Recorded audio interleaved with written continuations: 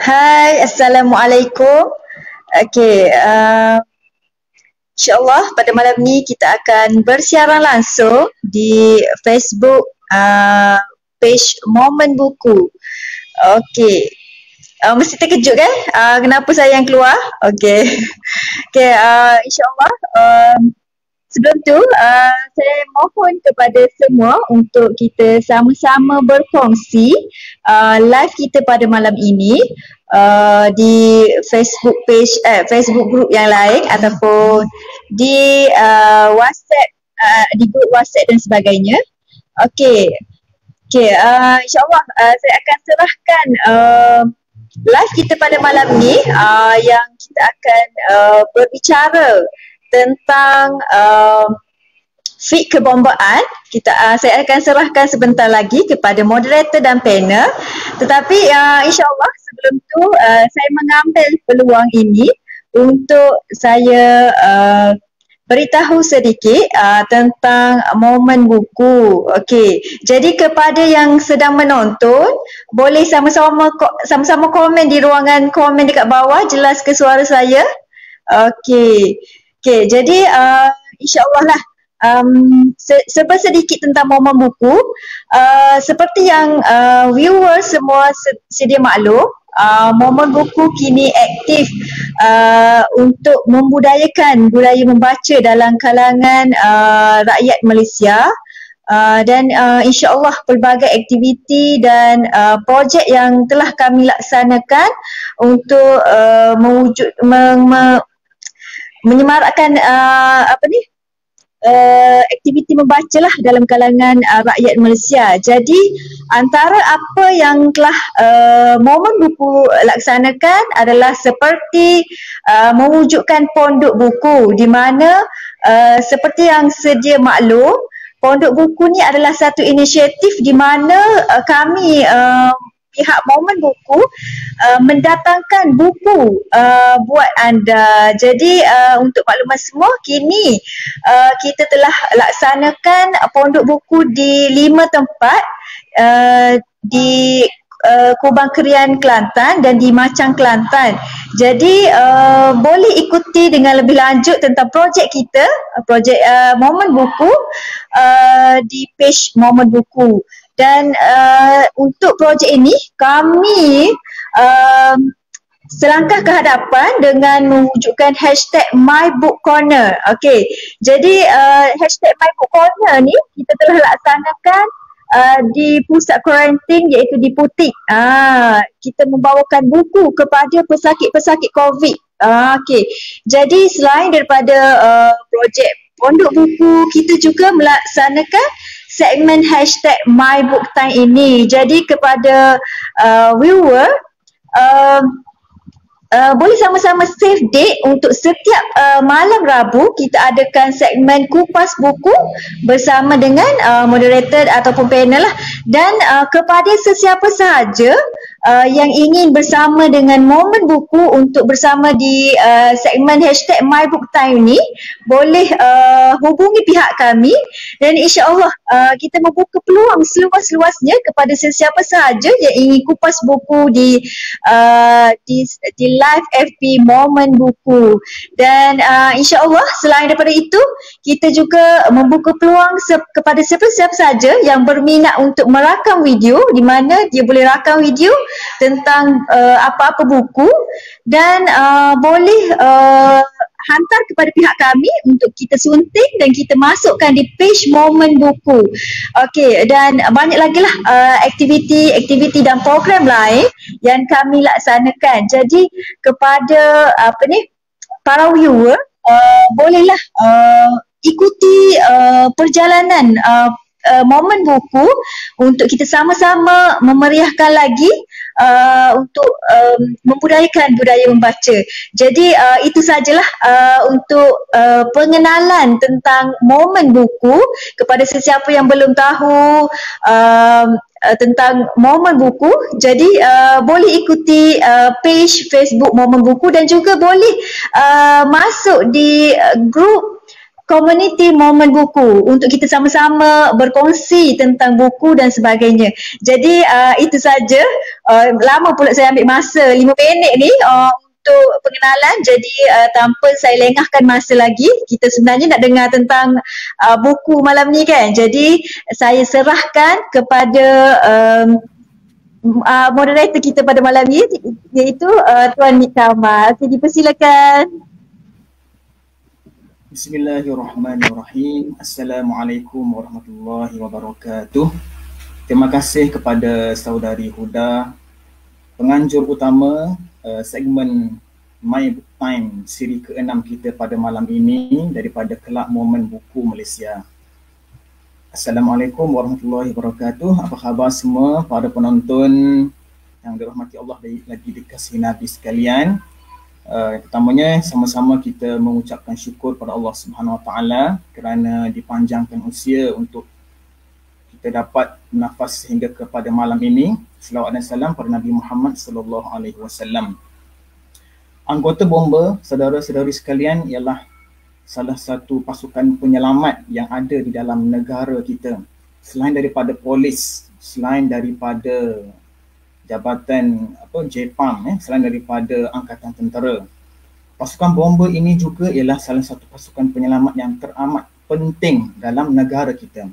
Dan mereka bersedia, tuan-tuan perempuan, untuk bersedia setiap masa untuk membantu menyelamatkan serta melindungi kita semua. Saudara-saudara sekalian, tetapi adakah saudara-saudari dan kita semua pernah cuba mengambil tahu bagaimanakah kehidupan para anggota bomba ini? Khususnya ketika mereka ini dalam keadaan kesempitan masa, tekanan, berhadapan dengan cabaran, bahkan sehingga membahayakan nyawa mereka. Dalam masa sama, mereka juga perlu untuk fokus menunaikan kefarduan ataupun kewajipan yang mesti dilaksanakan oleh mereka sebagai seorang Muslim, khususnya bagi yang Islam, ya. Jadi bagaimanakah mereka boleh menyeimbangkan dua perkara ini dalam keadaan nak menyelamatkan ataupun melindungi mangsa bencana, dalam masa yang sama perlu juga memenuhi keperluan fardu ain ataupun fardu kifayah yang ada pada diri mereka. Jadi pada malam ini, tuan-tuan puan-puan, saudara-saudari sekalian, kita bersama-sama dalam segmen My Book Time daripada Kelab Momen Buku Malaysia ini akan bersama-sama mengupas ataupun membedah buku yang ada di tangan saya ini, iaitu Fiqh Kebombaan, ya, dan Doa Amalan Anggota Bomba, yang mana penulisnya saya kira telah pun bersiap sedia bersama-sama dengan saya pada malam ini. Dipersilakan Tuan Zulkifli bin Cik Noh, iaitu siapakah beliau? Beliau ialah pegawai latihan pengajian pengurusan kebombaan Akademi Bomba Wilayah Timur Terengganu. Assalamualaikum. Apa khabar Tuan Zul? Waalaikumsalam warahmatullahi wabarakatuh. Terima kasih Tuan Nik Kamal. Alhamdulillah sihat. Sihat Tuan Zul, Masya Allah Tuan Zul. Okey, sudah bersedia Tuan Zul? InsyaAllah? InsyaAllah. InsyaAllah, okey.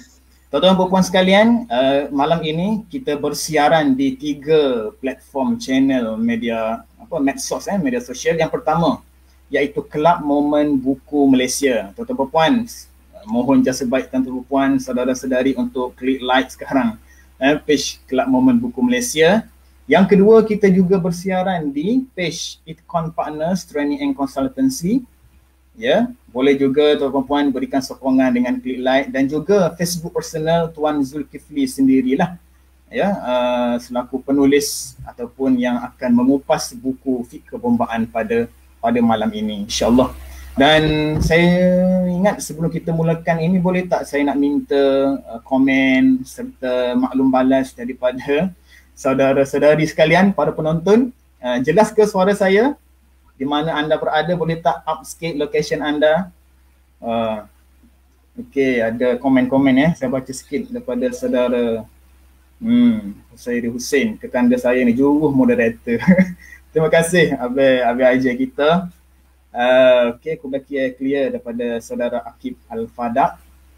Okey, dan saya juga minta saudara-saudari yang menonton ini untuk tolong tekan butang share, like dan tolong forward ke dalam grup-grup WhatsApp ke IG ke status WhatsApp dan sebagainya, supaya lebih ramai akan mendapat manfaat pada malam ini, insya-Allah. Okey, boleh? Okey, terima kasih pada semua yang menonton. Baik, saudara-saudari sekalian, malam ini seperti mana yang kita semua telah sedia maklum, iaitu kita akan membicarakan tentang buku Fiqh Kebombaan ini. Dan penulisnya Tuan Zul pun telah bersedia. Cuma sebelum pergi lebih jauh tentang buku ini, saya kira mungkin Tuan Zulkifli kita, yang sebenarnya saya rasa Tuan Zul ni lebih mesra dipanggil sebagai Abang Bomba Ustaz Abang Bomba ke? Boleh. Sebab saya biasa boleh, masa live okay. Live kita guna nama tu lah. Di media sosial Abang Bomba Tuan Zul Boleh. Oh, insya-Allah. Apa sahaja insya-Allah. Okey. Baik, boleh Tuan Zul Apa sahaja insya-Allah.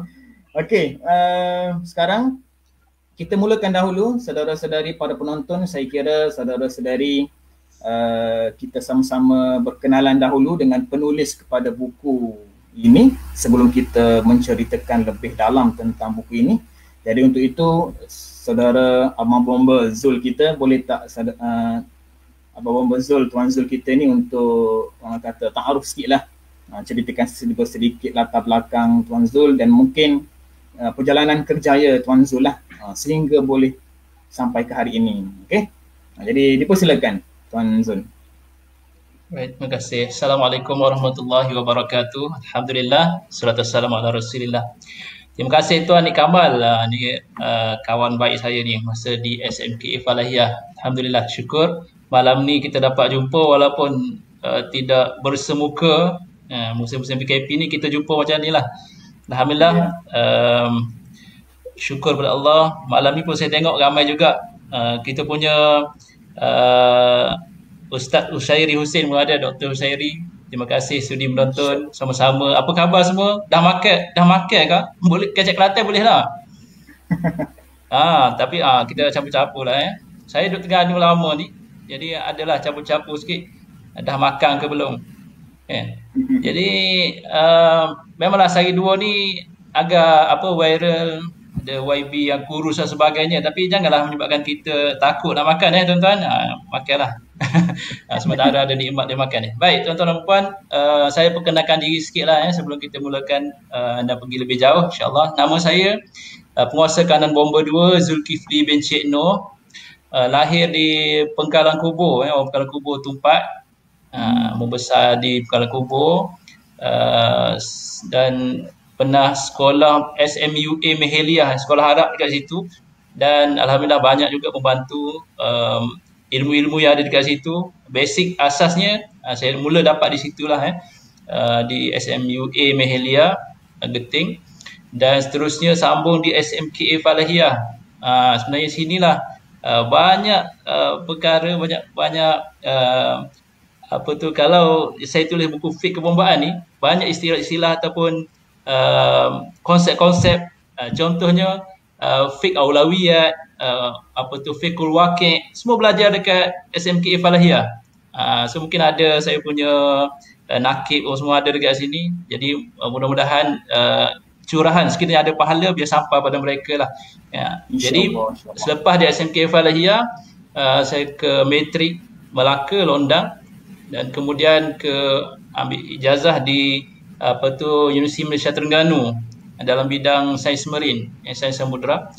Kemudian alhamdulillah ada rezeki masuk ke Jabatan Bomba Daerah Malaysia pada 2011, bulan 5 2011. So alhamdulillah hari ini dah hampir 10 tahun lah. Hampir 10 tahun dalam bomba. 6 tahun di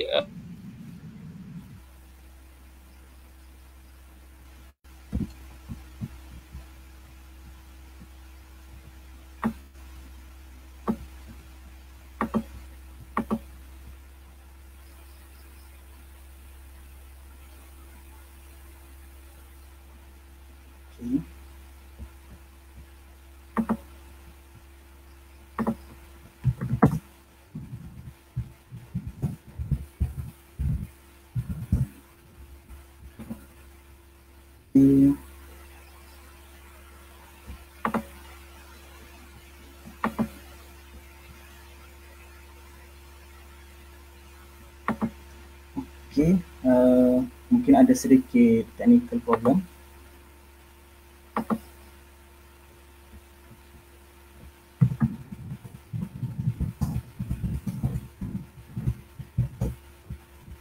Okay, Tuan Zul, saya kira mungkin ada sedikit technical problem ya. Okay. Saya ingat mungkin Tuan Zul sedang berusaha untuk menyambung kembali capaian internet ni. Biasalah tuan-tuan perempuan, apabila kita berada dalam live Facebook macam ni, cabaran line internet ni memang satu cabaran yang tak dapat dielakkan. Cuma boleh dengar ke suara saya, tuan-tuan perempuan? Adakah tuan-tuan perempuan, saudara-saudari masih bersama? Okay, boleh. Okey, alhamdulillah. Minta maaf mungkin ada sedikit gangguan talian. Maksud saya syukur boleh masuk semula. Okey, baik. Setelah 6 tahun setengah di Negeri Sembilan, saya dinaikkan pangkat dan sekarang ini bertugas sebagai pegawai latihan di Akademi Bomba dan Penyelamat Malaysia Wilayah Timur, Wakatapai Terengganu. So di sini saya lebih kepada kita macam universiti lah, kita buat modul dan juga mengajar. So sekarang ni musim-musim PKP ni kita mengajar secara online lah. Jadi alhamdulillah syukur bila berada di Akademi Bomba, antara cabaran ataupun antara task yang saya boleh selesaikan ialah antaranya kita dapat siapkan kita tulis modul-modul dan juga ada kesempatan untuk tulis buku.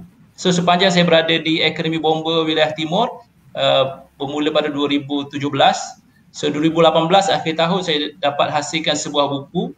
2019 saya dapat hasilkan lagi 3 buah buku dan 2020 dapat hasilkan sebuah buku.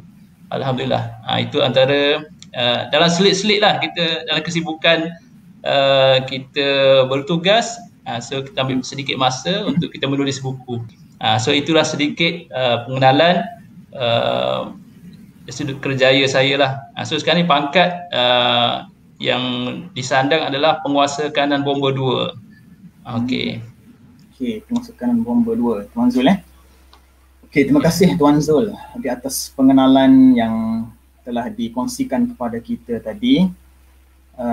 Okey, baik, dalam selingan ini saya minta saudara-saudari pada penonton sekiranya mempunyai ada soalan-soalan yang nak ditanya kepada Tuan Zul kita ni, Abang Bomba Zul kita ni, boleh juga untuk tinggalkan soalan-soalan anda di ruangan komen lah, baik di di Kelab Momen Buku Malaysia, insya-Allah. Baik, kita sambung lagi Tuan Zul. Tadi Tuan Zul ada menceritakan sedikit tentang dalam keadaan Tuan Zul bertugas sebagai penguasa bomba di Akademi Pengajian Akademi Bomba Wilayah Timur ni kan. Dalam selang masa itu Tuan Zul sempat juga untuk menulis buku kan.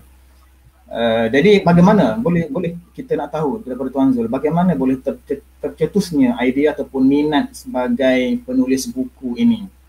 Maknanya dalam keadaan kesibukan dengan tugas kan, menguruskan anggota bomba yang lain, boleh datang rasa minat ataupun kekuatan untuk menulis buku ini Tuan Zul. Mungkin Tuan Zul boleh share, silakan. Baik, alhamdulillah, syukur kepada Allah SWT. Sebenarnya orang yang bertanggungjawab membawa saya masuk ke dunia penulisan, mungkin tuan-tuan juga kenal sebenarnya orang ni. Nama dia Ustaz Syai ataupun Ustaz Kushairi. Di tangan saya ni ada buku nukilan dia, Mr. Mama, ini buku karya beliau. Jadi beliaulah yang bertanggungjawab untuk mendorong saya untuk menyertai dunia penulisan sebenarnya. So mudah-mudahan sekiranya ada pahala daripada hasil tulisan saya yang dibaca oleh orang lain dan diamalkan, mudah-mudahan mengalir juga pada beliau. Dan momennya adalah ketika kami pernah bertemu di Kuantan masa tu dia dah diserap masuk ke dalam Akademi Bonda Nur. Akademi Bonda Nur ni merupakan sebuah akademi penulisan yang mengumpulkan lebih kurang 50 perantis dia ada dalam tu, yang dididik oleh Bonda Nur untuk menghasilkan buku. Dan masa tu lebih kurang 6 bulan sebelum saya join Akademi Bonda Nur, tapi kita dah pernah dengar nama akademi itu. Dan bila saya berjumpa dengan Ustaz Rushairi ni, dia ceritakan dia sekarang ni tengah dilatih secara langsung oleh Bonda Nur sebagai perantis. So masa tu saya rasa sangat teruja. Saya hebatnya. Kalaulah saya ni boleh masuk akademi ni, alangkah bagusnya. Sebab masa tu saya dah mula menulis dekat Facebook sebenarnya. Saya mula menulis Facebook ni dah lama. So kita tulis dengan gaya kita lah. Kadang-kadang panjang, kadang-kadang pendek dan sebagainya, ikut mood kita. So penulisan tu dah ada dekat Facebook. Tapi untuk tulis sebuah buku, belum lagi masa tu. Sehinggalah awal tahun 2018, saya tulis dekat saya punya dream board. Saya nak hasilkan sebuah buku pada 2020. Saya tulis dekat situ tarikhnya, pada 2020 saya nak hasilkan sebuah buku kompilasi kisah-kisah bomba. Macam tu. Tapi yang ajaibnya, pada hujung tahun 2018 saya ditawarkan ada satu iklan bengkel seminar mega penulisan Bonda Nur muncul di Facebook saya. So saya terus kontak dan alhamdulillah saya diterima di saat-saat akhir.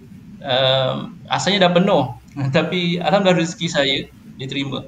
Dan bila masuk ke seminar tersebut, maka bermulalah terbuka dunia saya. Saya lihat rupanya ramai rupanya orang yang berminat dengan penulisan ni. Dan masa itulah saya jumpa dengan Ustaz Muiz Rusli, Ustaz Ahmad Kamilin, geng-geng yang penulis yang dah hasilkan banyak buku dah, dengan Bonda Nur sendiri, Ustazah Rohamiah Muda dan sebagainya lah, dan Farizah Samsudin. Jadi masa tu jalannya lebih terbuka lah, walaupun masa tu just sebagai peserta seminar lah kan. Okay. Jadi apa yang menarik saya dalam seminar tersebut, Bonda Nur tak banyak ajar tentang bagaimana nak menulis buku, tapi seminar sehari itu apa yang dapat saya simpulkan adalah dia set up satu direction. Ini saya kira sangat penting.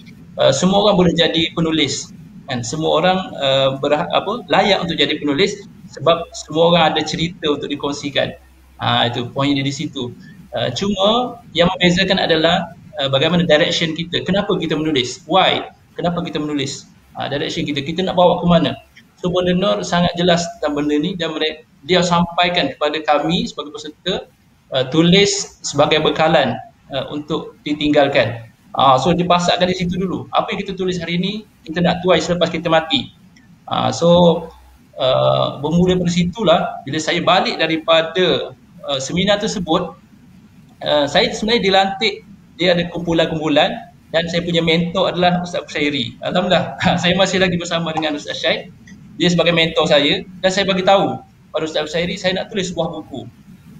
Masa tu nama buku tu bukan Abang Bobo Sayang Kamu lagi lah, ya? Tapi buku tu masa tu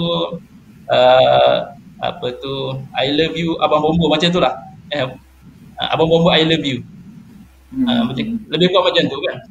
Jadi bermula pada saat tu, balik je daripada seminar tersebut, saya bincang dengan rumah, ambil kertas A4, terus buat peta minda. Apakah tajuk-tajuk, buat 20 tajuk, apakah story yang kita nak masuk.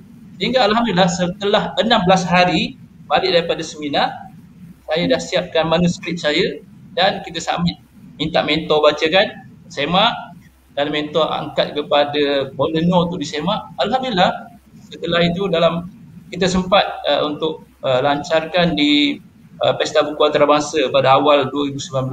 Alhamdulillah, itulah buku pertama saya lah, buku Abang Bombo Sayang Kamu. Dan ini buku menarik. Saya tulis bersama dengan rumah saya Ruslina Ismail. Ini buku pertama. So, bermula dari situlah kita terus dalam Akademi Bondono ni banyak bengkel-bengkel yang untuk meningkatkan lagi kita punya kemahiran dalam menulis dan sebagainya.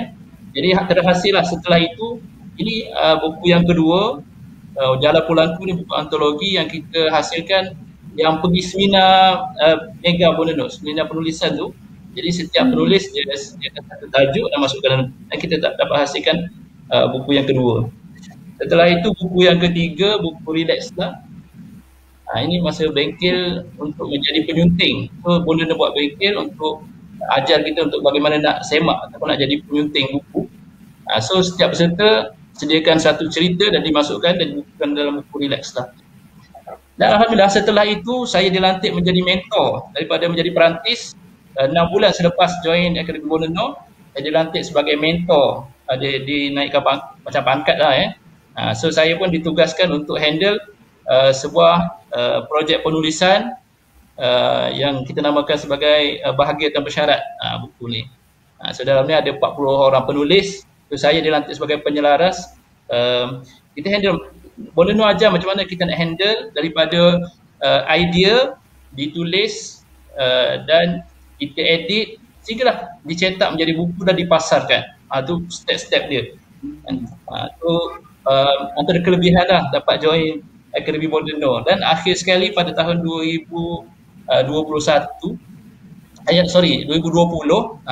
saya berjaya hasilkan sebuah lagi buku solo saya, iaitu buku Fake Perlombaan. InsyaAllah kita akan bedah secara santai pada malam ni. Itu dah perjalanan sedikit bagaimana saya terjebak ataupun mencebur diri dalam dunia penulisan. Okey, baik. Okey, terima kasih Tuan Zul. Sangat menarik apa yang Tuan Zul share tadi bila mana Tuan Zul menceritakan tentang bagaimana Bondono dalam proses untuk merangka dia punya jaringan-jaringan orang-orang bawah dari segi perantis dan sebagainya. Sehingga saya sangat kagumlah sebenarnya daripada Tuan Zul kita ni para penonton setakat ini, kalau kira dalam 5 karya lah telah dapat dihasilkan oleh Tuan Zul, sehinggalah karya yang paling terbaru iaitu buku Fik Perlombaan ini Tuan Zul InsyaAllah sangat hebat. Bila mana Tuan Zul bagi tahu Tuan Zul ni telah dinaikkan taraf daripada perantis kepada mentor tu, rasa macam saya ni nak jadi rasa macam nak jadi perantis pada Tuan Zul pula. Boleh ke agak-agak Boleh, insyaAllah. Boleh, insyaAllah. Malam ni pun insyaAllah kita kongsi sikit-sikit asas-asas bagaimana. Saya yakin dan percaya ramai sebenarnya yang nak jadi penulis. So kita kongsi sikit macam mana, apa langkah pertama yang perlu kita buat. Okey, insyaAllah. Menarik Tuan Zul.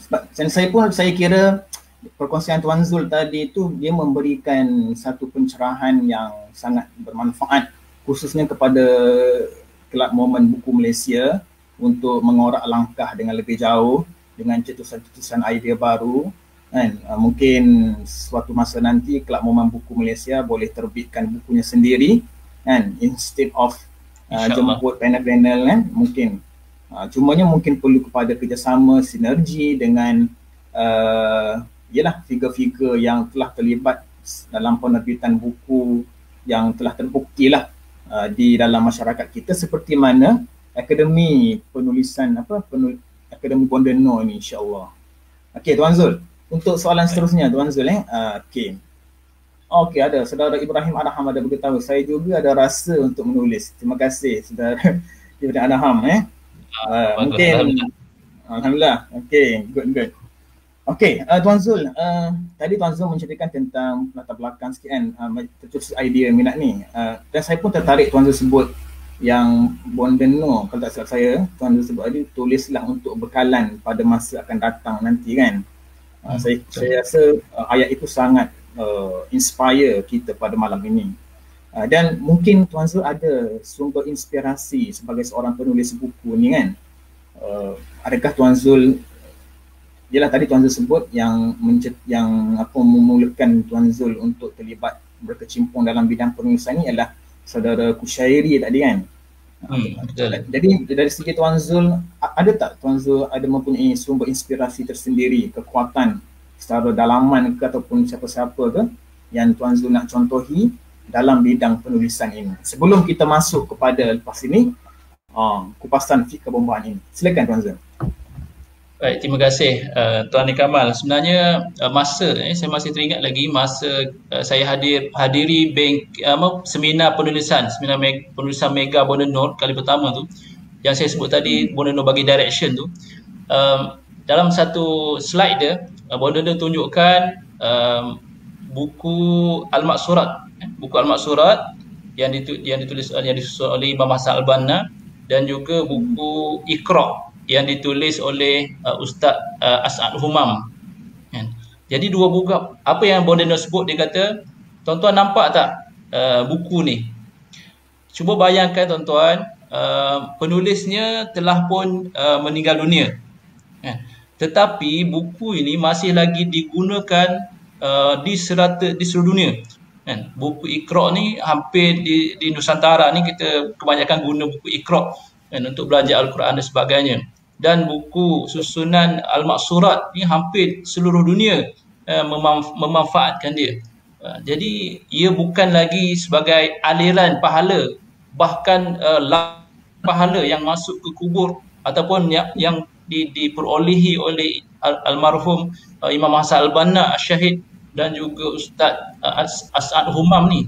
Cuba bayangkan. Jadi daripada situ saya tersentak, seolah-olah macam Masya Allah kan, ini satu peluang yang sangat besar. Sebab dalam buku ni, dalam pelakon ni, saya ada tulis satu kisah tentang diri saya sendiri, yang mana saya sangat sedih sebab saya diuji oleh Allah SWT, rezeki saya masih belum dikurniakan cahaya mata. Okey, jadi sebelum hadir ke seminar tersebut, saya sangat tertekan dan kita bila balik raya dan sebagainya, bila orang tanya kan bila nak dapat anak dan sebagainya, itu satu soalan dan semua orang terasa benda yang sama lah kan. Jadi bila saya pergi seminar ni, seolah-olah Tuhan buka jalan kedua tau untuk saya. Jalan kedua, maksudnya kamu nak ke syurga, kenapa kamu rasa dah tak ada harapan? Sebab kamu tak ada anak. Sedangkan ada lagi dua pintu yang boleh kamu usahakan untuk ke syurga. Yang pertama adalah ilmu yang dimanfaatkan. Kita boleh tulis buku macam Ustaz As'ad Humam tulis buku Iqra dia, dan Imam Al-Banna tulis ataupun susun buku Al-Maqsurat dia. Itu jalan yang terbentang luas di depan kita, kenapa kita tak nak rebut? Dan yang kedua adalah sedekah jariah. Jadi ada dua lagi jalan yang Tuhan masih sediakan untuk kita, kenapa kita rasa dah ada harapan.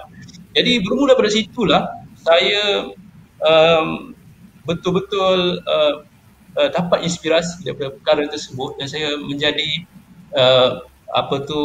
pendorong pada saya, menjadi booster kepada saya untuk terus menghasilkan penulisan. Jadi mudah-mudahan ia menjadi jalan untuk saya ke syurga, insya-Allah. Mudah-mudahan pembaca buku saya bermurah hati untuk mendoakan saya untuk dapat balasan yang baik daripada Allah SWT, insya-Allah. Itulah yang menjadi sumber inspirasi saya ketika saya menulis. Itulah yang mendorong saya. Sebab kita tahu bahawa menjadi seorang penulis ni dia bukan jalan yang lurus, jalan yang lancar saja. Ada masanya kita down, ada masanya kita akan kehabisan idea, kehabisan semangat dan sebagainya. Jadi kita sangat perlukan pertama tadi tu direction kita jelas ke mana kita nak bawa penulisan kita ini. Yang kedua, ada benda yang sedang menolak kita ke hadapan. Kita dah tak ada sumber ini, pintu inilah yang masih ada. So kejarlah pintu yang Tuhan bagi untuk kita dapatkan sesuatu. Itulah yang menjadi pendorong kepada saya. Alhamdulillah saya dan isteri berusaha untuk memaksimalkan apa yang Tuhan bagi ni. InsyaAllah. Okey, Tuan Zul, rasa meremang bulu roma saya apabila Tuan Zul berkongsikan tentang bagaimana inspirasi di sebalik usaha Syahid Imam Hassan Al-Banna tadi kan. Kita dapat bayangkan berapa banyak pahala yang telah diperolehi oleh Syahid Imam Hassan Al-Banna, dan juga tadi yang menulis buku Iqra. Siapa Tuan Zul tadi? Saya lupa nama orang. Ustaz As'ad Humam nama dia. Ustaz As'ad Humam, masya-Allah. Ya, kerana buku Iqra itu diguna pakai sehingga hari ini oleh anak-anak kita para pelajar kita di sekolah kan. Kita dapat bayangkan betapa lautan pahala yang diperolehi oleh mereka, dan termasuklah Tuan Zul sendiri, insya-Allah ya Tuan Zul. Insya-Allah. Kita doakan mudah-mudahan dia bukakan rezeki yang banyak untuk Tuan Zul dan kita semua, insya-Allah. Baik, insya-Allah. Para penonton sekalian, adakah anda masih bersama dengan kami? Okey, dan kita akan mula masuk ke topik bedah buku kita, iaitu buku Fiqh Kebombaan ini, insya-Allah. Tuan-tuan, para penonton sekalian, biasa kita dengar fiqh ini, fiqh perubatan kan, fiqh perubatan, fiqh solah kan, fiqh tentang sembahyang, fiqh nak pergi haji kan, fiqh ibadah dan sebagainya. Tiba-tiba boleh ada pula tajuk ataupun fiqh ni fiqh kebombaan. Ini, dan saya kira buku ini setakat pengetahuan saya lah, belum ada lagi seumpama buku ini di Malaysia, dan saya kira saya tak pastilah kalau di dunia, mungkin dalam dunia ni pun belum wujud lagi buku ini. Saya tak pasti, mungkin Tuan Zul akan boleh berkongsi sedikit sebanyak apakah keistimewaan di dalam buku Fiqh Kebombaan ini untuk pengetahuan kita semua. Dan mungkin kita akan ada sesi soal jawab sikit lah daripada audien kita dan saya sendiri. Dan saya juga nak ambil kesempatan ini kepada audien, para penonton, anda semua boleh untuk mula bertanya soalan tentang Fiqh Kebombaan buku ini. Dan untuk itu saya persilakan Tuan Zul dulu untuk mengupas sedikit tentang buku Fiqh Kebombaan ini. Bagaimana cerita di sebaliknya, Tuan Zul. Silakan. Baik, bismillah. Terima kasih Tuan Kamal. Memang betul, saya pun sebelum saya pilih tajuk ni, saya dah Google dulu, dah cari dulu sekali. Memang frasa ataupun perkataan fiqh kebombaan ni memang dalam Google pun belum ada lagi. Maksudnya belum ditulis, walaupun dalam bentuk buku, maksudnya mungkin orang tulis dalam bentuk posting apa semua, memang tak ada, belum ada lagi. Jadi saya memilih tajuk inilah sebagai mungkin pemula kan. Jadi insyaAllah mungkin lepas pada ni lebih banyak buku-buku yang lahir membincangkan tentang topik ini, insyaAllah. Jadi istimewanya buku ini sebenarnya dia melibatkan 3 Zul. Walaupun penulis dia seorang aja, Zulkifli Cik Noh, tetapi penyumbang buku ni ada 3 Zul. Zul yang pertama adalah Yang Berhormat Datuk Dr. Zulkifli Al-Bakri, mantan Mufti Wilayah dan sekarang ni Menteri Agama di Jabatan Menteri di Jabatan Perdana Menteri Agama. Dan yang kedua adalah Datuk Dr. Zulkifli bin Haji Muda, iaitu Datuk Mufti Kerajaan Negeri Terengganu, yang mana saya menjadi penyemak utama lah untuk buku ni. Okey, menarik. Bila saya dapat idea untuk tulis buku ni, saya pergi menghadap Datuk Mufti lah, Mufti Kerajaan Negeri Terengganu. Saya bincang dengan dia, saya syorkan, Datuk, saya ada idea untuk tulis buku tentang fiqh kebombaan. Apa kata saya tulis dari sudut dia punya wakil dia punya reality dia, dan Datuk tulis dia punya hukum dia, huraian hukum. So dia kata, saya tak pandai menulis, dia kata. Dia memang tawaduk. Memang dia bukan bidang dia bidang dia ceramah. So kehebatan dia dari sudut menyampaikan secara global. So dari sudut menulis ni dia kata dia kurang sikit, dia kata. So tak apa, dia kata, awak tulis, nanti saya semakkan. Gitu. Jadi alhamdulillah saya balik daripada perjumpaan tersebut, saya terus dapatkan soalan-soalan daripada rakan-rakan bomba di seluruh Malaysia. Saya open dalam Facebook, siapa yang ada permasalahan fiqh, masalah tentang ibadah yang berlaku ketika operasi, kita pergi operasi bombaan, ketika padam api, ketika berada di balai tengah standby dan sebagainya. Jadi sekiranya ada permasalahan atau persoalan yang belum terjawab atau yang bermain di fikiran, so diorang akan PM saya dan bagi tahu soalan tersebut. Jadi saya rangkakan dari sudut wakil dia. Jadi untuk mengeluarkan sesuatu hukum, memang kita perlukan, kita kena faham wakil dia tu. Sebab tu dia contoh yang kita cuba kita tengok sekarang ni lah, isu sekarang ni contoh isu rapat sah kan, isu tentang SOP. Kita tak boleh simply ambil satu ayat Al-Quran, kemudian kita just terus lontarkan, tak boleh, kita kena rapat sah dan sebagainya. Tak boleh semudah itu, sebab banyak alat ataupun banyak banyak perkara-perkara yang perlu kita ambil kira. Sebab itulah saya terus masuk pada isi ya. Ada satu tajuk yang persoalan dia tentang apakah hukum anggota bomba, pasukan bomba yang pergi operasi SAR ataupun search and rescue kat dalam hutan. Contohnya masa kita cari acap kan, yang dekat Perak tu, yang tak jumpa-jumpa sampai hari ni. Dalam tempoh masa yang lama tu, bermacam-macam usaha dibuat. Sehingga kan ada pihak keluarga bawa bomoh, pawang dan sebagainya. Jadi timbul persoalan di situ. Apakah hukum bomba menggunakan khidmat bomoh tadi, walaupun bukan bomba yang panggil bomoh tersebut, tetapi ahli keluarga mangsa yang panggil, apakah boleh kita terlibat sama? Hukum ni saya mohon pencerahan atau mohon ulasan hukum ni daripada Dr. Hushairi sebagai pensyarah kanan di Universiti Fakulti Syariah dan Undang-Undang di Universiti Malaya juga ada tadi sebagai yang menonton pada hari ini. Saya minta pandangan beliau. Beliau tuliskan pandangan beliau panjang lebar, alhamdulillah. Hukum dia bagi pada pandangan Dr. Hushairi, sekiranya ini kita kira untuk bomoh yang terlibat dengan syirik lah, yang bomoh yang maksudnya yang perubatan Islam sebenarnya kita letak ke tepi, itu kita dah tahulah boleh, tak ada masalah, harus. Yang terlibat dengan syirik, yang ada pemujaan dan sebagainya ni. So bagi pendapat Dr. Hushairi, dia kata sekiranya bukan bomba yang panggil, sekiranya benda ni daripada ahli keluarga, so bomba boleh guna pakai dapatan yang dinyatakan tadi tu, yang didapati untuk membantu kita cari. Tapi kita jangan percaya, jangan iktikad lah bahawa benda tu betul lah, maksudnya dia sekadar boleh membantu sahaja.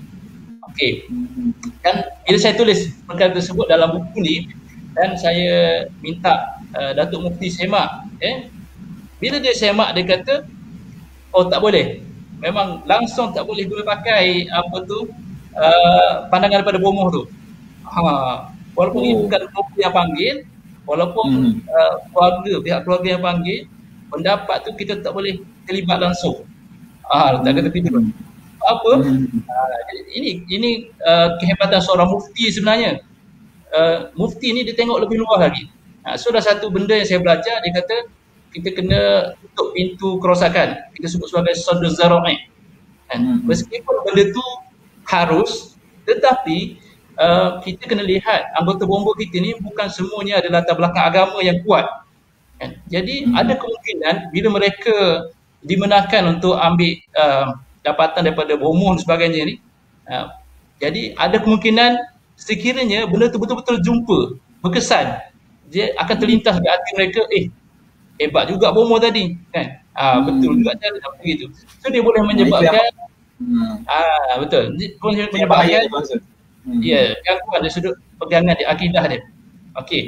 Jadi kita tengok mufti yang buat SOP dan sebagainya ni, dia lihat sampai sampai situ. Jauh dia pergi. Bukan sekadar kita buka satu hadis terus keluarkan hukum, ini boleh tak boleh, kena dapatkan sahih tak boleh, tak boleh. Jangan simply macam tu. Itu yang dinamakan fiqh.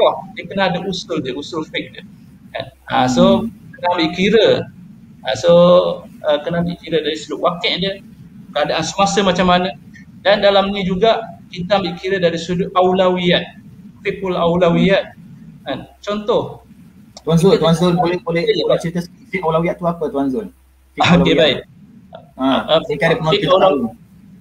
Fiqh aulawiyat ni adalah fiqh keutamaan. So kita ada keutamaan dia. Ada yang daruriyat, ada yang hajiat, ada yang tahsiniyat. Kan? Daruriyat ni menyebabkan boleh merosakkan dari sudut pegangan agama kita. Dari yang kita ada maqasid syariah kan, ada 5 tu yang boleh rosakkan dari sudut harta, nyawa, arwah, keturunan kan.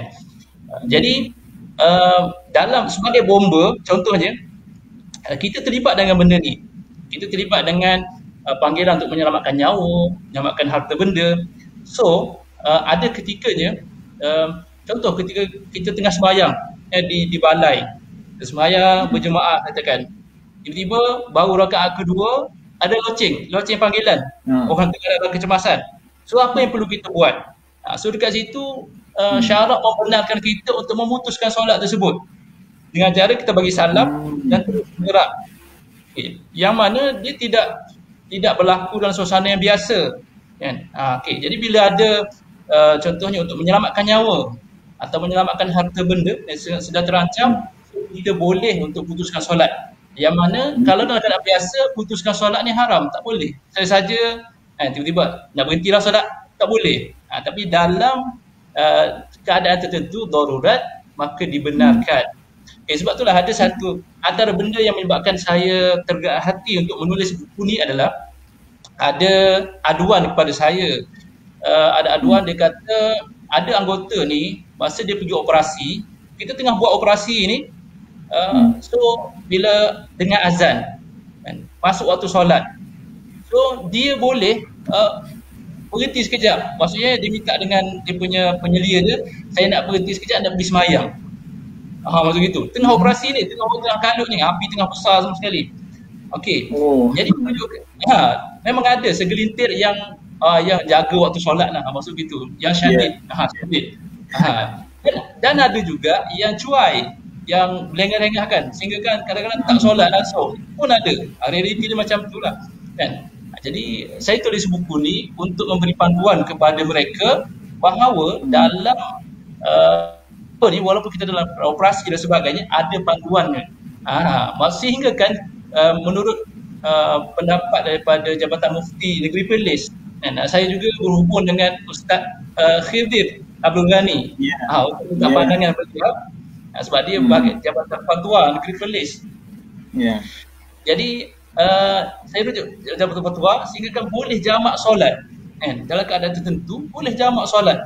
Contoh kan, kita tengah memadam kebakaran yang besar yang kita tak boleh nak tinggal, dah hampir masuk waktu solat yang berikutnya kan? Dan anggota kita tak cukup, bantuan belum sampai dan sebagainya. Kalau kita tinggal boleh menyebabkan darurat yang lebih besar, api itu merebak dengan lebih cepat, maka kita boleh jamak solat ke waktu berikutnya. Sampai begitu sekali. Tapi darurat ini dia ada qadar dia. Maknanya kalau tak sampai peringkat tu, dia boleh ada pilihan yang sebelum, yang lebih rendah lagi. Contoh kita boleh buat jamak suri nama dia. Jamak suri ni biasa orang yang wanita yang ada masalah apa ya, contohnya dia tak boleh tahan air semayang, orang yang tak boleh tahan air semayang. So dia solat di hujung waktu, contoh waktu zuhur, lagi 5 minit ataupun 10 minit nak masuk waktu asar, dia baru solat macam tu. So habis saja bagi salam solat zuhur, tunggu sekejap dah masuk waktu asar, terus solat asar dalam wuduk yang sama dan di tempat yang sama lah. Maksudnya dia tak perlu tukar baju dan sebagainya. Itu namanya jamak suri. Jamak yang dari sudut gambarannya nampak macam jamak, tapi sebenarnya solat macam biasa, cuma di hujung waktu. Okey, so bomba juga boleh pilih itu jika sekiranya tak sampai kepada peringkat kena jamak tadi. Jadi banyak sebenarnya kelonggaran-kelonggaran ataupun rukhsah yang diberi dalam syarak kita, dalam agama kita, yang tidak menyusahkan kita. Kita boleh solat macam biasa. Kadang-kadang ada juga saya sentuh dalam ni, solat menggunakan pakaian operasi. Kita tahu bahawa kerja bomba ni kita angkat mayat, angkat macam-macam lah benda yang kita kira sebagai najis dan sebagainya. So bagaimana untuk kita solat menggunakan pakaian operasi? So, kita ada ulas juga dalam ni tentang bagaimana najis ainiyah, najis hukmiyah dan sebagainya. So kita ada berkongsi juga dalam ni. Selain pada tu kita bercerita juga tentang bagaimana frontliner kita, frontliner yang pakai kita punya PPE yang lengkap tu, COVID kan. So macam mana mereka ni perlu pakai tu dalam tempoh masa tertentu. Okay, sekiranya mereka tak dapat ambil air sembahyang, so adakah boleh bertayamum di atas pakaian tersebut. Jadi sebenarnya hukum-hukum ni telah banyak diulas oleh Jabatan Mufti contohnya, dan Yang Berhormat Datuk Dr. Zulkifli Al-Bakri sendiri pun telah mengulas isu ini, cuma tidak menyebut secara langsung tentang bomba, maksud gitu. Jadi saya mengambil pendapat beliau dan kita kaitkan dengan bomba. Sekadar yang kita faham bagaimana wakil bomba. So kita seolah-olah beginilah, saya bukan membuat gulai, kata kita nak gulai buat kari kan. Saya bukan buat orang yang buat kari tu chef, bukan. Saya hanyalah plating, saya hidangkan saja. Saya ambil kari ni dibuat oleh ni, lepas tu ambil apa dessert dan sebagainya, saya kumpulkan atas satu meja, hias cantik-cantik, dan saya jemput Mufti dia datang tengok, betul tak susunan saya ni. Itu saja. Sebab saya dari sudut backgroundnya, saya tidak melayakkan saya sebenarnya untuk menulis, mengambil daripada sumber primer, sumber asal daripada hadis, daripada Quran untuk saya ulas keluarkan hukum. Istimbat hukum memang tak layak lah, saya tak ada ilmu alat tu. Tapi atas dasar tanggungjawab, saya dikurniakan oleh Allah SWT bakat menulis, sedikit bakat untuk menulis dan sebagainya, dan sedikit bakat untuk memahami apa yang berlaku, dan Tuhan bagi saya peluang untuk berada dalam bomba. Kita tengok apa yang berlaku. Menjadi tanggungjawab untuk saya membuat sedikit catatan, menulis buku untuk panduan rakan-rakan saya dalam bomba dan juga rakan-rakan yang lain. Jadi saya mengambil daripada sumber sekunder lah kalau kira, daripada pandangan-pandangan orang yang lebih arif. Okay, jadi sebab itulah saya katakan dalam buku ini terlibat 3 orang Zul dan juga Dr. Ushairi dan juga Ustaz Abdul Khidir Abdul Ghani. So saya bagi kredit lah kepada empat orang ni yang begitu komited sekali membantu saya menghasilkan buku ini. Alhamdulillah. Alhamdulillah. Okey. Hebat sekali ya para penonton sekalian. Apakah di sebalik buku Fiqh Kebombaan ini sebagaimana yang telah di-sharekan oleh Tuan Zul tadi, kita ada selingan soalan sikit Tuan Zul ya, daripada saudara Syuari Muhammad. Betul ke orang kata bomba ni singkatan kepada bahagian operasi menyelamat dan bencana alam? Betul ke Tuan Zul? Okey. Sebenarnya kalau ikut asal sejarahnya, perkataan bomba itu berasal daripada perkataan gumba. Kalau orang Melayu bagi gumba ni, kita pam air. Pam tu, dia gumba. Kalau Kelantan pun bagi gumba juga saya, pam tu. Jadi daripada perkataan tu jadi bomba. Ada yang kata bomba ini asal daripada perkataan pompa. Pompa ni pam lah. Pompa ni pam yang kita gunakan untuk sedut air dan bagi tekanan untuk kita pancutkan air. So dia daripada perkataan itu maka terhasilnya bomba. So ada juga yang katakan Badan Operasi Menyelamat Bencana Alam dan sebagainya itu hanya akronim yang dicipta oleh orang ramai lah yang mungkin dengan bomba sendiri dan ada yang nakal dan sebagainya, macam-macam lah disebut kan, BOMBA tu, bila off malam dan sebagainya. Banyak lah kan.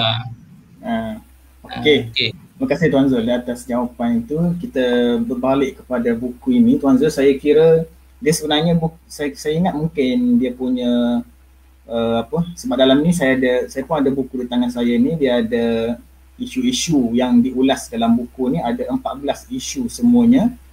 Dan itu bahagian 1, dan bahagian 2 ialah doa-doa untuk amalan anggota bomba Tuan Zul yang untuk mungkin menjadi bekalan kepada anggota bomba lah. Saya kira mungkin buku ni pun dia macam boleh juga, saya ingat bila mana terhasilnya buku fik kebombaan ni, dia mungkin boleh menjadi pencetus kepada jabatan-jabatan lain kan, jabatan penyelamat contohnya fik kepolisian ke fik ketenteraan ke kan, untuk askar dan sebagainya. Mungkin ada juga mungkin ada juga untuk fake trainer pun ada fake dia sendiri. Apa tu Abu Izzuddin pun ada tu, dia pun seorang penulis, insyaAllah boleh.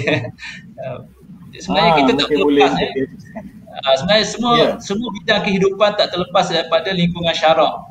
Maksudnya kita ada kekangan-kekangan tertentu yang orang lain tak rasa kekangan tu, yang kita je rasa kekangan tersebut, dan kita terpaksa ada rukhsah-rukhsah tertentu yang dapat membantu kita dalam menjalankan syariat.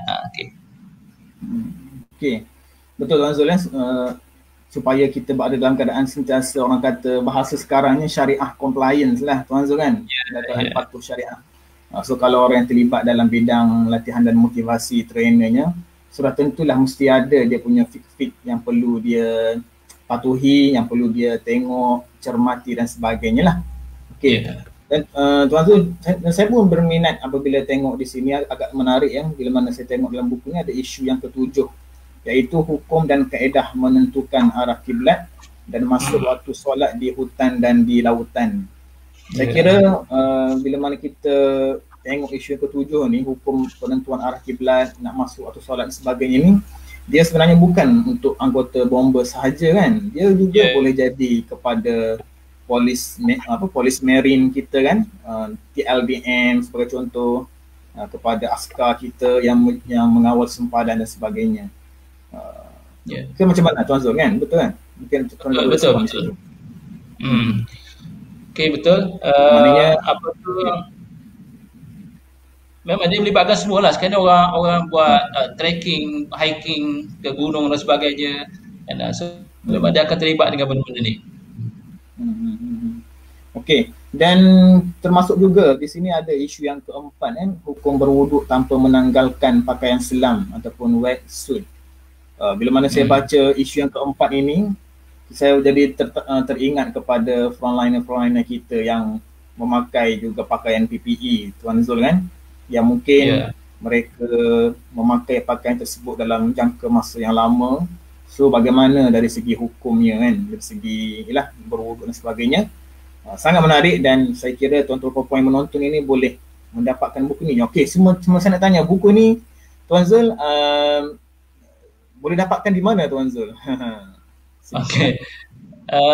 So buku ini sebenarnya kita diterbitkan oleh Akademi Bomba sendiri dan tidak ada di pasaran lah. So sekiranya tuan-tuan berminat untuk dapatkan, nak tengok apakah isinya, tuan-tuan boleh hubungi saya ataupun boleh ke Shopee, type je fik kebombaan, insyaAllah ada di sana. So dia ada 2 versi kulit keras, special edition, dan ada nanti saya akan masukkan juga untuk versi yang soft copy, yang isinya sama, cuma dari sudut kulit lah, yang ni lebih cantik. So nanti saya akan letakkan di Shopee, boleh type je fik kebombaan, insyaAllah boleh dapat di sana. Jadi Tuan Zul, adakah buku fik kebombaan ini dijadikan silibus pengajian di Akademi Pengajian Bomba ke, ataupun macam mana Tuan Zul? Ataupun ada dibekalkan ke seluruh Malaysia cawangan bomba ke buku ini? Okey, kita untuk cetakan pertama 1,500 kita cetak. So kita edarkan ke seluruh balai-balai di seluruh Malaysia. Satu balai kita bagi 3 buah. Seluruh Malaysia lah, Sabah, Sarawak, Labuan, semua sekali kita bagi secara percuma lah untuk mereka. So kita bagi. Dan untuk cetakan kedua, barulah kita buat untuk orang awam yang berminat untuk mengetahui apakah apa tu kisah-kisah tentang bomba yang berkaitan dengan hukum. So boleh tengok di Shopee dah, insyaAllah. Okey. Terima kasih Tuan Zul. Okey, saudara Ayat Akhras ni saya tak pasti lelaki ke perempuan. Tadi lagi perempuan ni. Ustazah ni, Ustazah. Ya. Masya-Allah, Ustazah Ayat Akhras. Waalaikumsalam. Ni boleh bagi salam tu. Mungkin Ustazah ada soalan nak tanya. Tuan Zul boleh letakkan soalan di bahagian komen, insya-Allah. Saudara Ibrahim Adham, sangat menarik. Tuan perkongsian fiqh ini akan membantu secara tidak langsung bomba-bomba baru yang menghadapi isu-isu kan. Betul juga Tuan Zul, mungkin yang baru menceburi bidang kebombaan ini kan. Mungkin ada saudara Tuan Kamal macam ni, sebab saya di Akademi Bomba ni sebenarnya kita melatih bomba-bomba yang pelatih-pelatih bomba yang baru menceburi dalam kebombaan. Oleh kerana buku ni terhasil lepas batch terakhir itu keluar, insyaAllah untuk batch akan datang, batch yang akan datang pada tahun ni insyaAllah ada lebih kurang 700 orang akan masuk ke sini. So kita akan masukkan ini sebagai silibus lah. So mereka akan belajar tentang buku ini di samping belajar tentang tajwid, belajar tentang solat dan sebagainya. Okey. Menarik Tuan Zul, Masya-Allah. Okey, daripada saudara Arafat Aziz Kemah Zul, ni kawan-kawan kita ni. Alhamdulillah, terima kasih. Dan seterusnya daripada saudara Ahmad Fakhrul Razi Yahya. Ahmad Fakhrul Razi Yahya ni ialah chairman kepada Inspirasi Muslim dan juga orang kuat lah di sebalik momen buku ni Tuan Zul ya.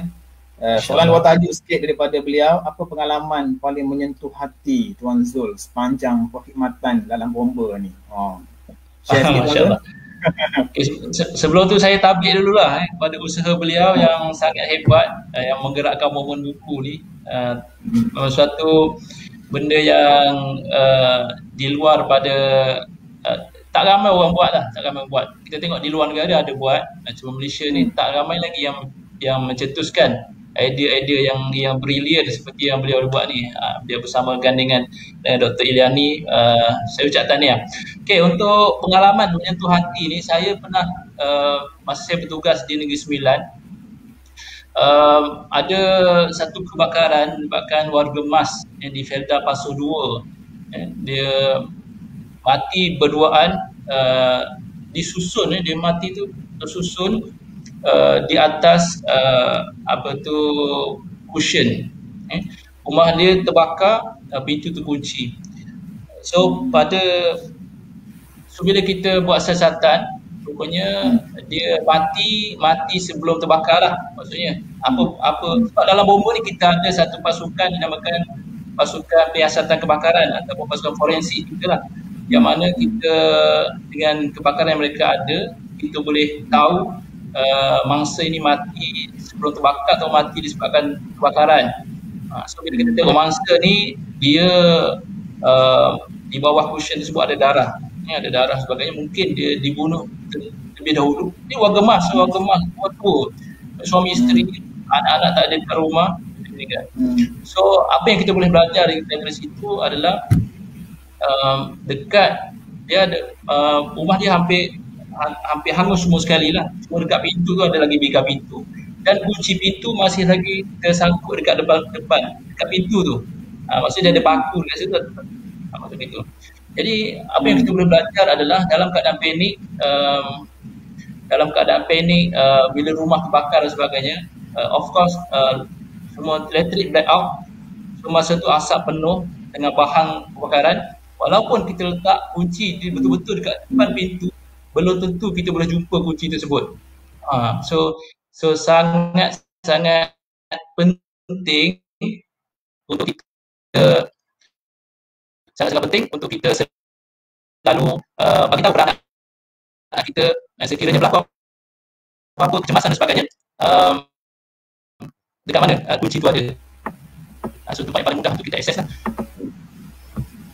Alright, so itu pengalaman sangat menyentuh hati lah. Benda tu berlaku dalam bulan Ramadan masa tu, dan sangat menyayat hati lah. Dua pasangan suami isteri warga emas Peneroka Felda. Itu masa tahun pertama lah saya jadi bomba. Dan lepas pada tu banyak lagi lah pengalaman. Contohnya ada satu keluarga yang meninggal mati dalam kenderaan terbakar sebab kemalangan. Orang Kelantan, orang Cina Kelantan, dalam sebuah nabara berlanggar dengan lori diesel, dan dia tak sempat keluar. 4 orang rentung di situlah, rentung. So pengalaman kita mengangkat mayat dan sebagainya sangat mengisahkan kita lah. Sebab tu saya selalu sebut tazkirah bersama dengan pelatih bomba dan sebagainya. Kita dekat dunia ni kita main dengan api. Kita selalu tengok orang mati, terbakar dan sebagainya. So pastikan kita ni jangan sampai ke akhirat kita perlu dibakar oleh api oleh Allah SWT. Na'udzubillah min zalik. Kita dekat dunia selalu keluar dengan api. So sepatutnya kerjaya bomba ni kerjaya yang sangat mengisahkan kita dan jadikan kita orang yang lebih baik. Macam itu, insyaAllah. Masya Allah. Sangat menarik perkongsian Tuan Zul, dan kita rasa sangat menyayat hatilah tentang bagaimana keadaan pasangan yang disebutkan oleh Tuan Zul itu. Saya fikir Tuan Zul cerita tentang yang menyentuh hati tentang bomba-bomba ni, saya ingat mungkin nanti kita boleh, kalaulah Kelab Momen Buku Malaysia ni rasa macam nak jemput kami lagi lah kan, itu kita boleh berkolaborasi sekali lagi untuk tajuk buku Abang Bomba Sayang Kamu pula. Saya ingat mungkin dalam ni memang kalau cerita menyayat hati, menyentuh hati ni memang saya rasa dalam buku ni lah kot Tuan Zul Betul. Okay. Baik. Seterusnya soalan yang ni daripada yang Tuan Zul sebut tadi lah. Tiba-tiba datang ni. Dr. Husain yang juga merupakan panel saya kira untuk ataupun orang yang hebat lah di sebalik buku ni. Soalan daripada beliau. Tuan Zul ready Okey, insyaAllah. Kalau keluarga yang bawa bomoh, yang mana keluarga tersebut keluarga non-Muslim, dan bomoh serta keluarga mangsa memohon pertolongan bomba untuk cari mangsa berdasarkan petunjuk bomoh syirik tu. Adakah bomba tak akan layan dan cari mangsa tersebut sebab usaha tersebut diminta oleh keluarga mangsa non-Muslim tadi berdasarkan petunjuk bomoh syirik tadi? Adakah hanya akan membiarkan keluarga mangsa cari sendiri, yang mungkin terjun ke dalam sungai untuk cari mangsa hanya kerana kita tak boleh gunakan petunjuk bomoh non-Muslim yang bukan ada sambungan ke? Sekat itu je. InsyaAllah saya faham lah. Silakan Tuan Zul, silakan. Ini kalau ada sambungan tu, kalau bomba ada sambungan. Kalau bomba yang menjalankan operasi memang itu mempunyai akidah yang mantap, tak terpengaruh dengan iktikad syirik itu, adakah hukum tidak harus masih kekal? Buat soalan ni Tuan Zul ada bayuba. Masya Allah. So saya kalau boleh saya nak jawab wallahu alam je kan, tapi saya bagi sebab orang yang bertanya ni lebih arif sebenarnya. Okey, baik. Realitinya dalam kerjaya bomba ni, sebenarnya kita dari sudut layan, kita layan semua orang kan. Semua orang kita layan. Cuma dia kena tahu batasan kerja bomba dengan batasan kita layan orang. So ada benda yang kita tak benarkan orang ganggu kita. So bukan semua benda orang awam ni boleh interrupt dalam kita punya operasi. Okey. So atas kebijaksanaan ketua operasi pada masa tu, sekiranya dia melihat benda ni boleh membawa mudarat ataupun boleh menyebabkan mencabar ataupun dari sudut akidah dan sebagainya, beliau ada kuasa untuk tidak membuat tidak membenarkan orang awam atau keluarga campur tangan ataupun mengganggu tugas-tugas bomba. Sebab kita sendiri pun ada akta yang melindungi supaya kerja-kerja bomba ni tidak diganggu. Kita boleh ada undang-undang yang boleh kita guna pakai sekiranya ada gangguan-gangguan daripada ni. So atas sebenarnya ini boleh bicara daripada ketua operasi lah, ketua operasi. Cuma dari sudut hukum yang kita pendapat daripada Syekh Bersamaha Mufti tersebut, dia bersifat umum lah, lebih pada sudut zarat menjaga dari sudut kesyirikan tersebut, pelibatan kita dengan syirik. So kita tak kompromi dekat situ.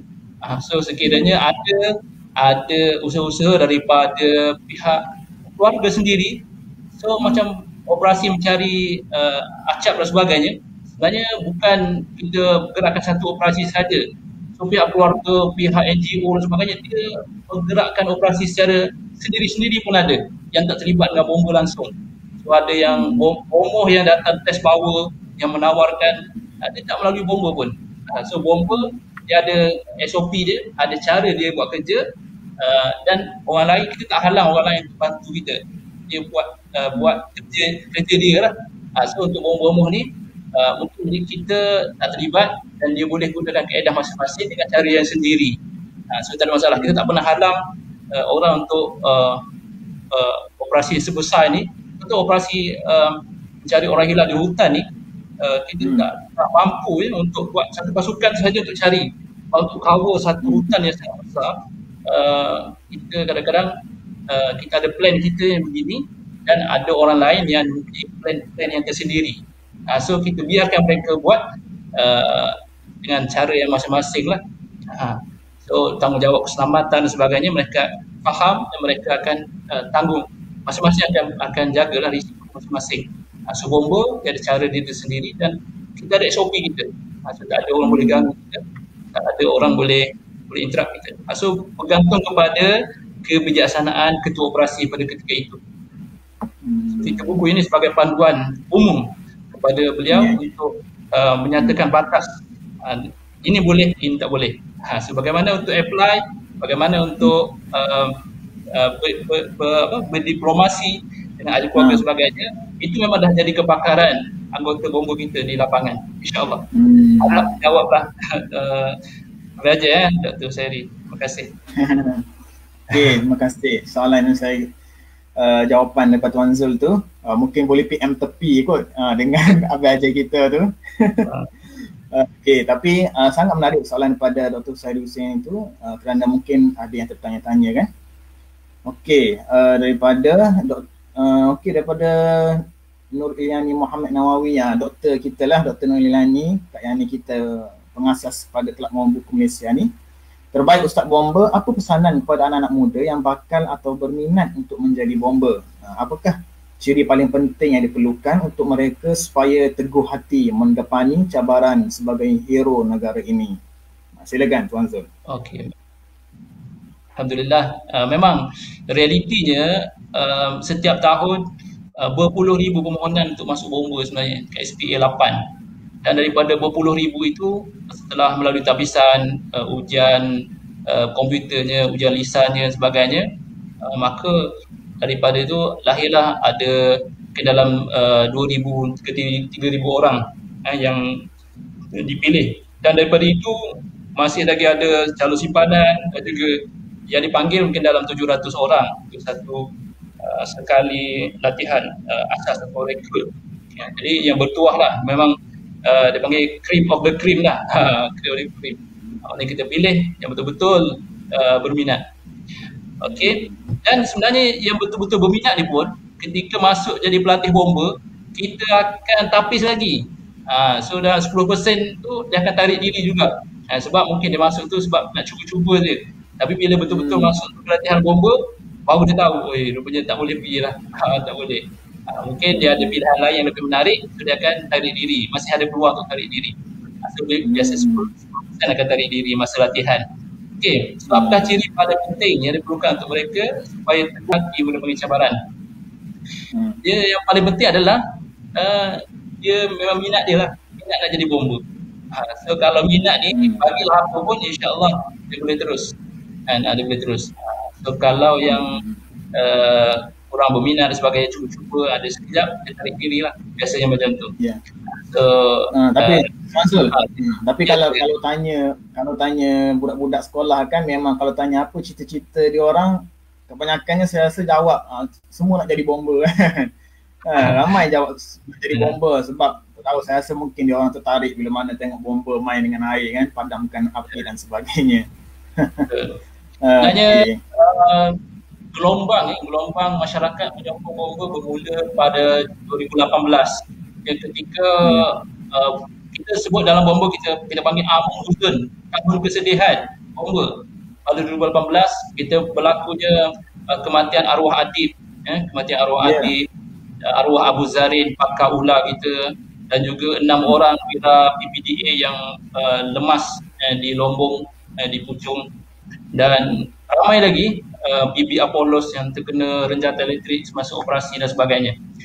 So tahun 2018 tahun kesedihan, dan tahun itu juga bom-bom mendapat banyak simpati daripada masyarakat. Sebab itulah saya akhir tahun 2018 saya tulis cerita ni. So dalam buku ni ada kisah tentang arwah adib, ada kisah tentang 6 orang wira PPDA dan sebagainya. So malam ni kita tak ulas secara detail lah. Mungkin sesi akan datang kita akan ulas lebih lanjut. Ya, insyaAllah. Tapi buku ni sebenarnya menjawab cinta daripada masyarakat. Masyarakat cinta kepada bomba, so kita balas cinta tersebut dengan buku ni, Bomba Sayang Kamu. Okey, Masya Allah. Okey, seterusnya Tuan Zul, ada tambahan sikit daripada Dr. Husairi Hussein kita ni. Oleh kerana itulah apabila saya mengulas hukum guna bom tersebut, saya takyidkan dengan kekentalan iman dan akidah ahli bomba. Kalau Ketua Operasi yakin anak-anak buahnya punya akidah yang mantap, saya rasa perbincangan Sardul Zara'i itu boleh dibincangkan lagi. Tuan Zul, ya? Betul. Sebenarnya saya bukan menolak apa yang ditulis oleh Dr. Husairi. Dalam ni memang saya tulis secara lengkap apa yang ditulis oleh Dr. Husairi. Saya tak buang sikit pun. Memang kita terima apa yang diulas. Cuma bila saya jumpa dengan Datuk Mufti di hujung tu dah ada tambah sedikit lagi supaya ada dari sudut keberhati-hatilah bila kita bila keluar dari sudut buku, bila sampai kepada anggota kita, dia akan baca dan jadikan panduan. Jadi bagi pendapat Datuk Mufti dia kata lebih bagus kita tutup pintu kerosakan tu, pintu dia kita tutup awal-awal supaya ada batas-batas di situ. So, saya ucap terima kasih pada Abdul Haji Dr. Husairi di atas pandangan yang begitu bernas, insyaAllah. Okey, insyaAllah. Baik, seterusnya Tuan Zul. Okey, Muhammad Syah, Profesor Muhammad Syah, Bezo dan Bekama, apa khabar? Khabar baik. Alhamdulillah. Punya kita kat ni Muhammad Syah ni, insyaAllah. Baik, soalan daripada Akib Al-Fadak. Saudara Akib Al-Fadak, pengalaman Tuan Zul sendiri pernah berdepan dengan pengalaman mistik tak? Okey, Alhamdulillah. Betul. Ya, macam mana? Okey, sebenarnya banyak peristiwa mistik yang berlaku. Sama ada saya sendiri berdepan dengan peristiwa tersebut ataupun rakan-rakan yang lain berkongsi dengan saya. Sebabnya saya dapat banyak cerita mistik ni sebab pada tahun lepas saya plan untuk hasilkan sebuah buku, nama dia Seram Mistik Abang Bomba, yang mana kita kumpulkan kisah-kisah seram yang real, yang benar-benar berlaku, yang kita nak tunjuk pada masyarakat bahawa selain pada cabaran risiko kecederaan, risiko kematian yang dihadapi oleh bomba, ada juga risiko yang lain yang jarang orang bincangkan, iaitu risiko gangguan termasuk operasi yang melibatkan jin dan juga perkara-perkara mistik lah, yang benda ni benar-benar berlaku. Cuma sebenarnya di barat juga berlaku benda ni, cuma mereka mungkin disandarkan kepada PTSD contohnya, Post Traumatic Syndrome Stress Disorder, dan contohnya dia ada disorder yang dalam bidang psikologi lah. Cuma kita di tempat kita panggil badi mayat, kita panggil berbagai-bagai lah gangguan. Jadi waktu pengalaman yang pernah kita terima, antaranya adalah badi mayat lah, yang paling banyak badi mayat. Sehingga kan ada anggota kita yang ke Aceh semasa tsunami, bila balik ke sini dia diganggu. Orang kan dekat sana dia cerita mayat tu lebih banyak daripada sampah sarap.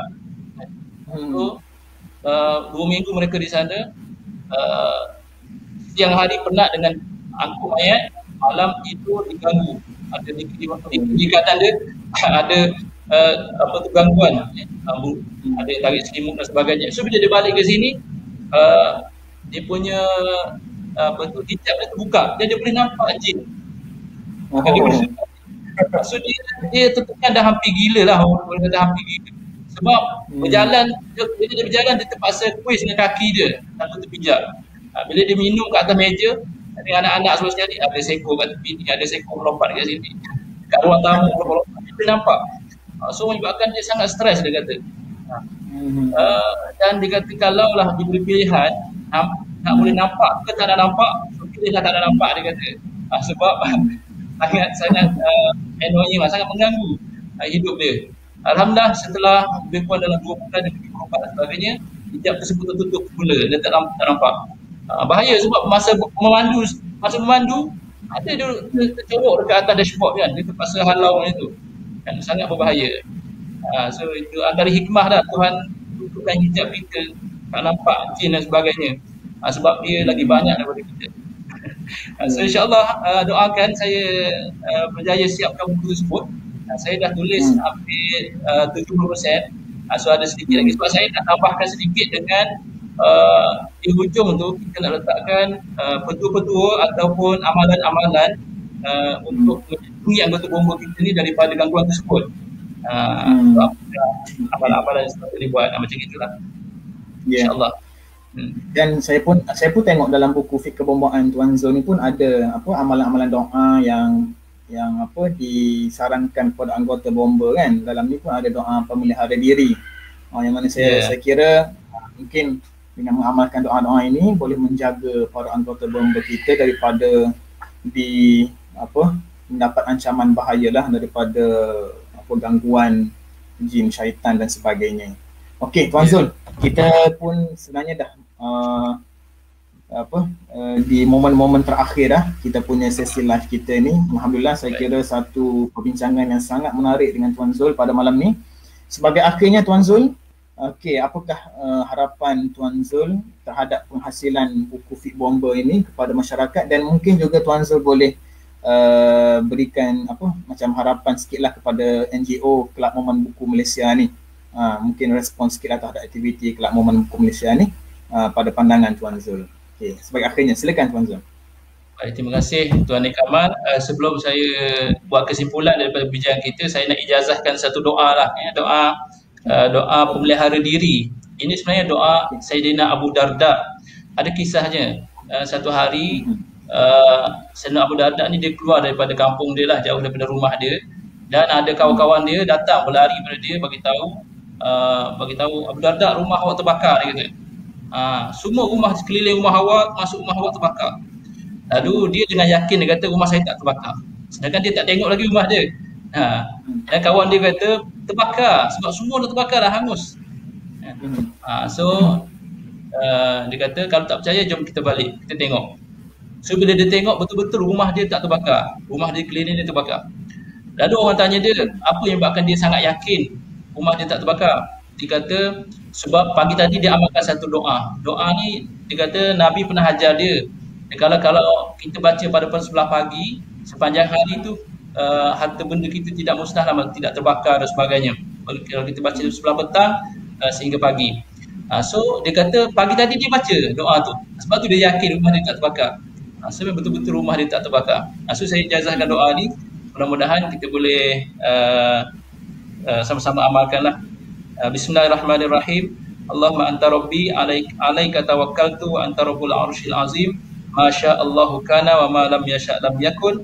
La hawla wa la quwwata illa billahil aliyyil azim. A'lamu anna Allaha ala kulli syai'in qadir wa anna Allaha qad ahata bi kulli syai'in ilma. Allahumma inni a'udzu bika min syarri nafsi wa min syarri ghairi wa min syarri kulli syaitani wa insin wa jin wa baghin wa hasidin wa sab'in wa hayatin wa aqrab wa min syarri kulli dabbatin anta akhidhun bi nasiyatiha inna rabbi ala siratin mustaqim. So doa ni doa Abu Darda, elok sekiranya kita nak amalkan. Dan saya pun berpesan kepada anggota-anggota bomba kita supaya setiap pagi dalam baris pagi dan sebagainya amalkan doa ni. So saya pun di Akademi Bomba setiap pagi kita masuk kerja kita bacakan doa ni, terutama untuk perlindungan kita daripada wabak COVID lah. Jadi saya sebagai akhirnya saya mengharapkan agar pertama saya sedang jalankan satu kempen, iaitu seorang penulis sebuah perpustakaan. So dia sinonim lah, sinonim dengan kita punya Kelab Momen Buku Malaysia, iaitu membawa buku kepada masyarakat. So kita berjalan seiring. So saya tackle bahagian penulis, supaya mereka juga adakan library untuk kegunaan masyarakat, Kelab Momen Buku dengan caranya tersendiri. So sejujurnya, jadi apa yang penting adalah kita kena tahu bahawa membaca ini bukan suatu hobi. Membaca ini bukan suatu yang mengisi masa lapang, bukan. Tapi ia satu kewajipan. Sebagaimana kita tahu, kita selalu baca pun dalam surah Al-Alaq, iaitu Iqra' bismi rabbikal ladzi khalaq. Ketika Nabi SAW menerima ayat ini di Gua Hira, baginda bila disuruh baca tentang ayat ini, Nabi kata ma'ana biqari'in, saya tak tahu membaca. Tapi apa yang diberitahu, Allah SWT bagi tahu, bacalah dengan nama Tuhanmu, Tuhan yang menciptakan. Maksudnya baca ni bukan sebab kita pandai membaca. Baca bukan sebab kita minat membaca. Saya ada tulis dalam status saya. Baca bukan sebab kita mudah faham apa yang kita baca, kita seronok, bukan. Tapi baca sebab perintah Tuhanmu. Tuhan perintahkan kita untuk baca.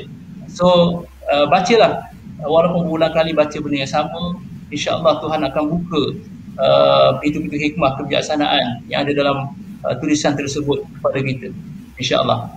So terus support gerakan untuk mencerdikkan bangsa dengan membaca, insya-Allah. Sokong mereka, sekiranya mereka perlukan dana, kita sumbangkan dana. Sekiranya mereka perlukan buku dan apa-apa bantuan sekalipun, sokong, insya-Allah. Mudah-mudahan usaha kita ini menjadi amal jariah kita hingga akhir nanti. Dan saya nak tambah sedikit berkenaan dengan penulis. Saya sebut tadi semua orang layak untuk jadi penulis, dan kerana semua orang ada cerita untuk dikongsi. So mula tulis dekat dream box masing-masing, saya nak hasilkan buku apa dan bila kita nak hasilkan. So jangan fikir tuan-tuan, jangan pening-pening kepala. Sebagaimana apa yang berlaku dekat saya, satu keajaiban, saya target 2 tahun untuk hasilkan sebuah buku, tapi hujung tahun yang sama saya dapat, Tuhan bagi saya sebuah buku yang pertama saya. So setelah ada buku yang pertama, sebenarnya tahun lepas, tahun 2020, kita plan untuk hasilkan 5 buah buku, tetapi kita berjaya hasilkan sebuah buku. 2 buah buku lagi sedang dalam proses editan sebab COVID sudah akan tertangguh. So insyaAllah pada tahun ini saya target 6 buah buku untuk saya hasilkan, insyaAllah. Doa-doakan. InsyaAllah. Okey, terima kasih kepada Tuan Zul. Masya Allah, itulah perkongsian daripada Tuan Zul, sesi bedah buku Fiqh Kebombaan kita sepanjang segmen My Book Time pada malam ini. Dan saya kira sebenarnya kita bukan sahaja membedah buku ini, kita juga bercerita tentang sekitar pengalaman sebagai seorang anggota bomba lah daripada Tuan Zul itu sendiri. So jangan lupa tuan-tuan puan yang menonton boleh dapatkan buku Fiqh Kebombaan ini daripada Tuan Zul sendiri yang tadi disebutkan, boleh tengok di Shopee-nya untuk mendapatkan buku Fiqh Kebombaan ini. Okey, dan kepada para penonton sekalian, teruskan menyokong gerakan membaca ini, gerakan merakyatkan buku ini dengan keep support Kelab Momen Buku Malaysia, dan jangan lupa klik like page, dan juga tak terlepas juga page Partner Training and Consultancy yang merupakan yang mana saya sebagai salah seorang trainer lah dalam konsultan ini, dan juga Facebook personal Tuan Zul sendiri untuk sentiasa keep in touch ataupun keep update perkembangan-perkembangan tentang gerakan ataupun merakyatkan buku inilah, supaya dapat membaca supaya gerakan membaca ini tersebar luas ke seluruh rakyat Malaysia kita ini, insya-Allah. Terima kasih sekali lagi kepada Tuan Zul. InsyaAllah jika ada rezeki kita bertemu di segmen yang akan datang, insyaAllah. Dan saya kira sekadar itu saja daripada saya, Nik Muhammad Kamal bin Ibrahim daripada Ikhwan Partners Training and Consultancy, moderator anda pada malam ini. Justru itu, sebagai akhirnya kita serahkan balik majlis ini kepada Saudari Huda selaku penganjur utama slot kita pada malam ini daripada Kelab Momen Buku Malaysia. Dipersilakan Saudari Huda. Okey, mohon maaf daripada saya ada kesilapan. Okey, wallahu a'lam. Assalamualaikum warahmatullahi wabarakatuh.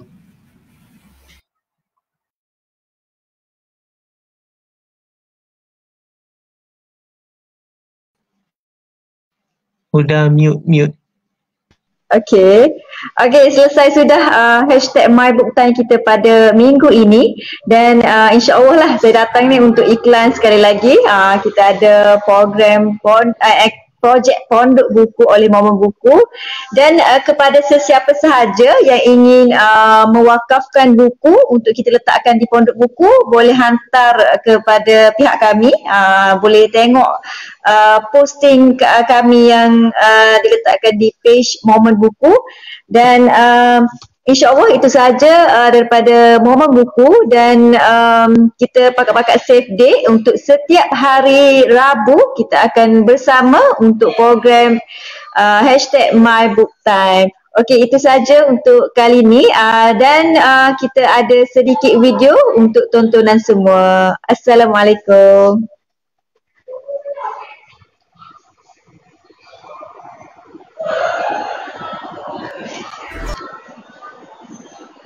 Cikgu saya